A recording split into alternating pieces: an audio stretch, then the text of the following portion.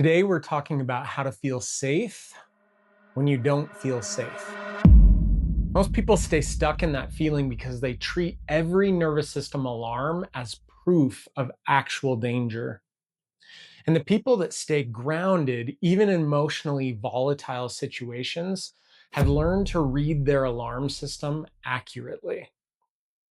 So, how do you actually get there? Especially if you've been through serious trauma that's trained and sensitized your alarm system. By the end of this video, you'll have a practical framework to take you there. Your nervous system has two basic jobs. First, detect threat fast, automatically, and protectively. Second, evaluate threat. This is slower, more rational, and contextual. Optimal mental health requires both working together. But trauma, anxiety, chronic stress, and invalidation can collapse those two systems into one. I feel unsafe becomes I am unsafe. That's where anxiety takes root. That's where relationships fracture. That's where healing stalls. Think about someone who grew up in a home where conflict always escalated into something harmful. As an adult, their partner raises their voice slightly and the alarm fires at full volume. The body says danger, but the situation says disagreement. This is a nervous system doing exactly what it was trained to do. The research is clear on this. Emotional unsafety can be real, but it's not automatic proof of physical or global danger. So, how do you tell the difference? I want to give you 6 questions, a filter for your alarm system. I call it the safety discernment filter. Question 1: am I at risk of actual harm, physical danger, coercion, or violation of my safety? Or am I just experiencing discomfort, disagreement, or emotional pain? This seems obvious, but it's not. Your brain can actually treat both identically. A woman named Sarah noticed that every time her husband said, "We need to talk," she felt immediate panic, heart racing, stomach tight, convinced something was wrong. It was the same feeling she had as a child before a parent's eruption, discomfort decoded as danger. Question 2: is this happening right now?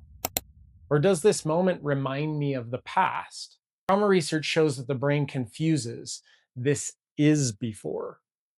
Triggers feel like danger, but they're memory activating, not necessarily current threat.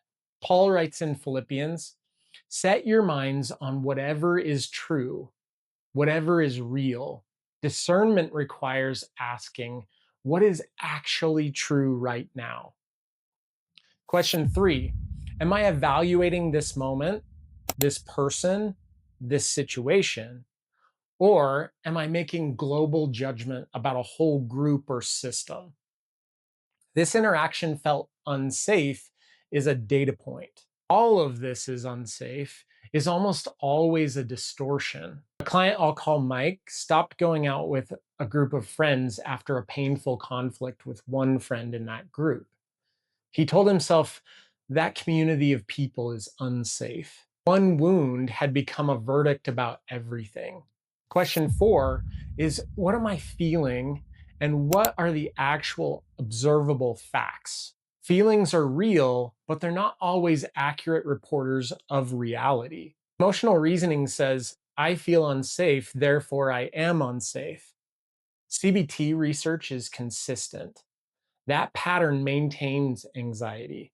It doesn't resolve it. Question 5, is someone crossing a line, violating my rights, my autonomy, my safety? Or do they simply hold different values than I do? Healthy relationships can tolerate difference without it becoming a threat. The Hebrew concept of shalom isn't the absence of difference, it's wholeness in the midst of it. And question 6, is this likely to happen or just possible? Anxious minds overweigh possibility and ignore probability. Something bad could happen is almost always true. Something bad is likely to happen here is a very different claim. Run your alarm through both. Knowing the questions is one thing. Using them when activated is totally different. So here's a 4-step process I use with clients called the ACT framework. ACTT. A stands for acknowledge and accept. Before you do anything else, notice what's happening. Not push it down, not convince yourself you're fine. Just notice. I feel unsafe right now. My chest is tight. Something is triggering me. Mindful acknowledgement is not agreement with the alarm, it's making space to see it clearly. There's a critical distinction here. Feeling unsafe and being unsafe are not the same claim. You can acknowledge the feeling without accepting it as a verdict of reality. James 1 calls this being quick to hear and slow to speak. Pause before you interpret. Witness before you react. C stands for change your body. You can't accurately assess safety while in fight, flight, and freeze. Your threat perception is most distorted when arousal is highest. So before you interpret, before you respond, before you make a decision, slow your breathing. Orient to the room. Feel your feet on the floor. Loosen your jaw and shoulders. Regulation first, then cognition. Think of Elijah under the juniper tree. He had just survived something terrifying and exhausting. God's first response wasn't a word, it was rest, eat, drink. The body had to be regulated before the next step was possible. The T stands for think well. Now that your nervous system is regulated enough to think, run the safety discernment filter that we talked about, those 6 questions. Not to dismiss what you feel, but to get more accurate. Is this physical danger or emotional discomfort? Present threat or triggered memory? This moment or a global verdict? Your feelings or observable facts? Boundary violation or differences in values? Is it likely or just possible? A man named David, not the king, a client, came in convinced his marriage was over because his wife had gone quiet for 2 days. She's done. She hates me. When we ran the filter, the facts were she was just stressed at work. She had said nothing critical. His alarm had built a verdict for the silence. The last T is to take action. Once you've assessed accurately, act in proportion to what's actually true. If there is real danger, protect yourself. Set a limit, document, leave, get support, take it seriously. If this is a trigger, a past wound, a distortion, do not act as if it is danger. Regulate, reality test, stay present, and move forward in a meaningful way. And in a relationship, replace vague safety language with specific emotional language.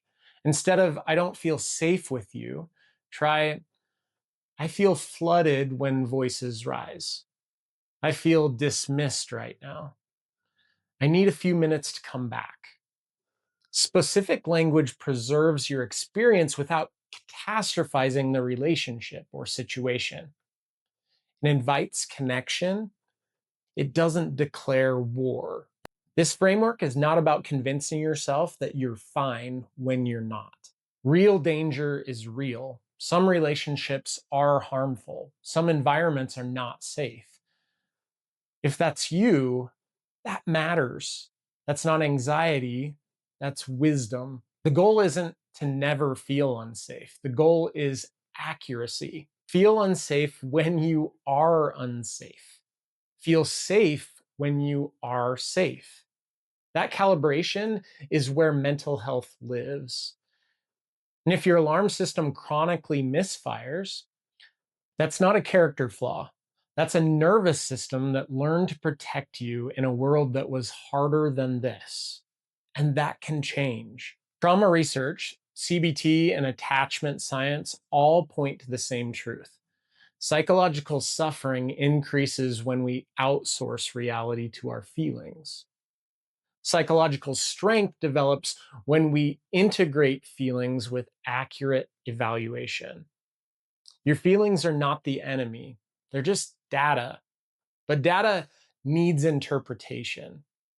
Acknowledge what you feel, regulate your body, think well through the filter, then act in proportion to what's actually true and important to you.